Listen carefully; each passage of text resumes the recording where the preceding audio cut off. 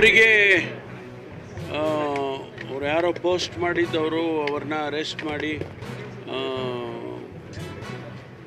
ಈಗ ಅವರು ಮಹಾರಾಷ್ಟ್ರದಲ್ಲಿ ಅರೆಸ್ಟ್ ಮಾಡ್ಕೊಂಡು ಕರ್ಕೊಂಡು ಬಂದಿದ್ದಾರೆ.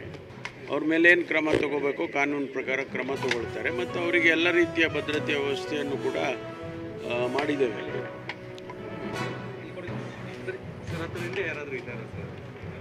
ಅಲ್ಲ, ಅದನ್ನು ವಿಚಾರ ಮಾಡಬೇಕು.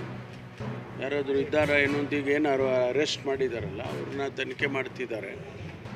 ಒಂದು ವೇಳೆ ಯಾರಾದರೂ ಇದ್ದರೆ ಗೊತ್ತಾಗುತ್ತೆ. ಅಲ್ಲ, ಅವ್ರಿಗೆ ಈಗಾಗಲೇ ಕೊಟ್ಟಿದ್ದಾರೆ. ಭದ್ರತೆ ವಿಚಾರದಲ್ಲಿ ಏನು ತೊಂದರೆ ಇಲ್ಲ. ಅವ್ರಿಗಾಗಲೇ ಭದ್ರತೆಯನ್ನು ಕೊಟ್ಟಿದ್ದಾರೆ.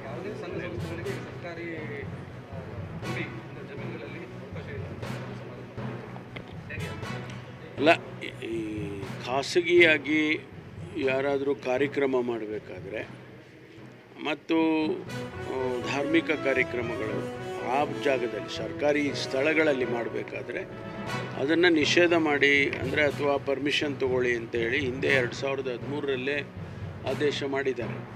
ಅವತ್ತು ಜಗದೀಶ್ ಶೆಟ್ಟರು ಮುಖ್ಯಮಂತ್ರಿಗಳಾಗಿದ್ದಂಥ ಸಂದರ್ಭದಲ್ಲಿ ಅವರೇ ಆದೇಶ ಮಾಡಿದ್ದಾರೆ. ಇತ್ತೀಚೆಗೆ ನಾವು ಅದನ್ನೇನು ಎನ್ಫೋರ್ಸ್ ಮಾಡೋಕ್ಕೆ ನಮ್ಮ ಸರ್ಕಾರ ಬಂದ ಮೇಲೆ ಎನ್ಫೋರ್ಸ್ ಮಾಡಿ ಅದೆಲ್ಲ ಮಾಡೋಕ್ಕೆ ಹೋಗಿರಲಿಲ್ಲ.